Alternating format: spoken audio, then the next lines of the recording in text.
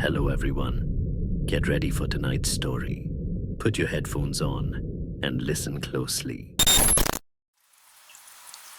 Liam hadn't been home in 4 years, not since the funeral. The apartment he rented across town was small and impersonal. Exactly what he wanted. No memories, no reminders, just 4 walls and a bed. He worked late most nights, came home exhausted, and that was fine with him. It kept his mind occupied. His mother had died suddenly, a stroke while she was cooking dinner. He found her on the kitchen floor, the stove still on, vegetables burning in the pan. That image never left him. He sold the house 6 months later. Couldn't stand being there. One Thursday evening, Liam came home from work around 9. He unlocked his apartment door, dropped his keys on the small table by the entrance, and immediately stopped. Something smelled different. Not bad, just different. Familiar in a way that made his chest tighten. He stepped into the main room and froze. His dining table, which he never used except to pile mail and work papers, had been cleared completely, and on it sat a full dinner. Steam was still rising from the dishes.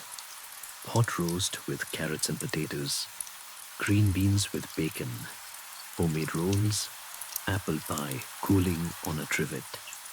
Exactly how his mother used to make Sunday dinner.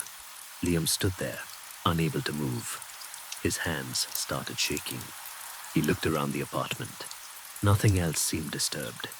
The windows were locked. The door had been locked when he arrived. He lived alone on the 3rd floor.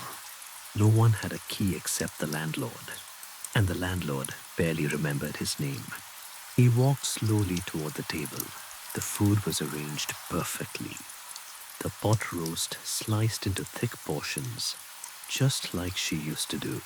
The rolls were golden brown, sitting in a basket lined with a cloth napkin. Even the pie looked identical, with the lattice crust she always made by hand. He reached out and touched the side of the serving dish.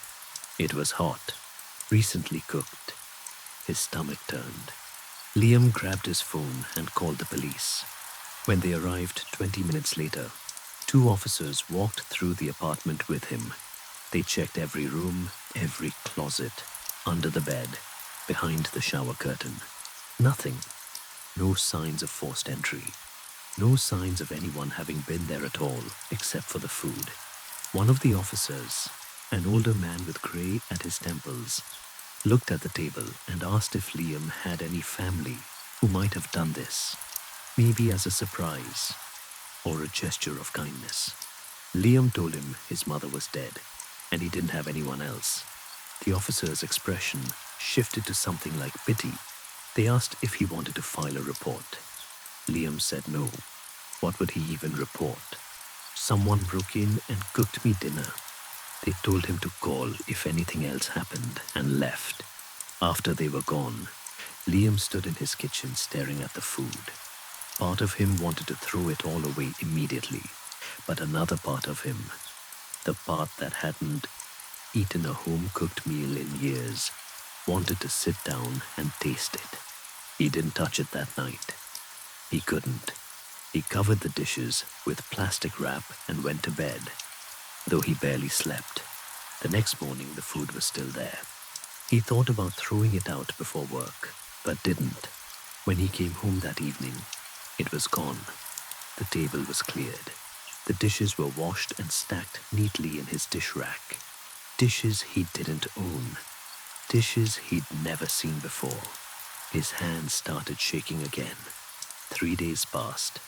Nothing happened. Liam told himself it was a one-time thing. Maybe the landlord playing a sick joke. Maybe he'd had some kind of breakdown and cooked it himself without remembering. The mind could do strange things with grief. On Monday night, he came home to find it again. This time, it was lasagna. His mother's lasagna, with the ricotta mixture she made from scratch and the specific way she layered the noodles. Garlic bread on the side, Caesar salad, tiramisu for dessert. Liam felt like he was going to be sick.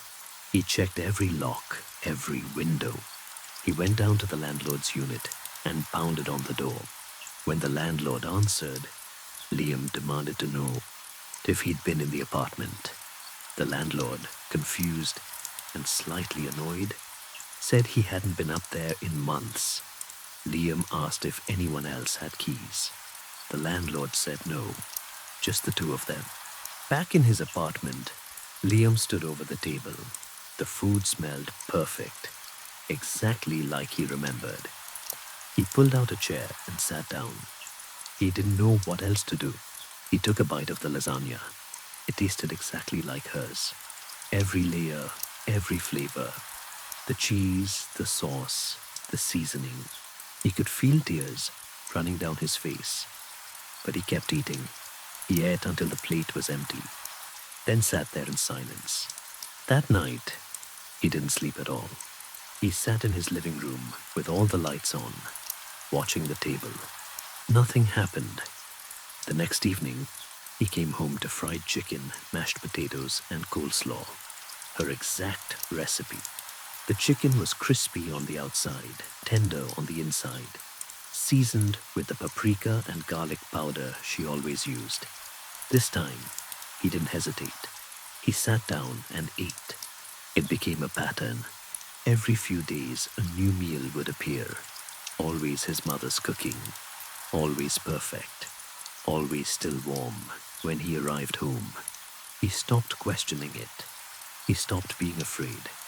Instead, he started looking forward to it. He'd rush home from work, hoping to find something on the table. It was the only connection he had left to her. 2 weeks went by. Then one evening, Liam came home to find the table set differently. The meal was there, pot roast again. But this time, there were 2 place settings, 2 plates, 2 sets of silverware, 2 glasses of water.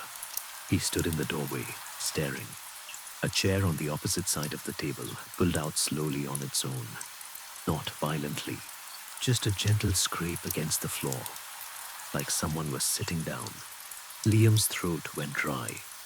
He wanted to run, but his legs wouldn't move. He watched as the fork on the opposite plate lifted into the air, cut a piece of pot roast, and rose toward where a mouth would be. Then it lowered back to the plate. He could hear chewing, quiet, polite chewing. His mother always told him not to chew with his mouth open. Liam stumbled backward, hitting the wall. The fork sat down gently on the plate. Then he heard her voice, quiet, sad, and so achingly familiar. "You haven't visited." His breath caught in his chest. He tried to speak but couldn't form words. "You sold the house. You threw away my things. You act like I never existed." Tears were streaming down his face. He managed to whisper, I couldn't stay there." The chair pushed back slightly. He could feel something move past him, cold air brushing against his skin. The voice came from right next to his ear. "You didn't even keep one picture." It was true. He'd gotten rid of everything. Every photo, every belonging, every reminder. He thought it would help him move on. "I'm sorry," he choked out. "I'm so sorry." The presence moved away. He heard footsteps walking toward his bedroom. His legs finally worked, and he followed. His bedroom door was open. Inside, sitting on his bed, he could see the faint outline of a woman, translucent, barely visible, but there, his mother. Her face was drawn and pale, her eyes dark and hollow. She looked exactly as she had when he found her on the kitchen floor. She stared at him with an expression that wasn't quite love. It was something harder, something hurt and angry. "I made you dinner every Sunday for 23 years. I taught you how to cook. I gave you everything. And when I died, you erased me." Liam sank to his knees. "I didn't know how to handle it. I didn't know what to do." She stood, The air in the room grew colder. "You're going to eat with me now, every night, like we used to." He shook his head, panic rising in his throat. "What do you mean?" She moved closer. He could see through her, but her presence felt crushingly heavy. "You're going to sit at that table. You're going to eat what I make. And you're going to remember me." "I do remember you," he said desperately. "I think about you every day." "Then why did you throw me away?" She reached out, and he felt ice-cold fingers brush against his face. His skin burned where she touched him. "I'll come back," he said, tears choking his words. "I'll put pictures up. I'll keep your recipes. Please, just, it's too late for that." The room went completely dark. Liam couldn't see anything, couldn't breathe. He felt hands gripping his shoulders, pulling him backward. He tried to scream, but no sound came out. When the lights came back on, he was sitting at the dining table. A plate of food sat in front of him.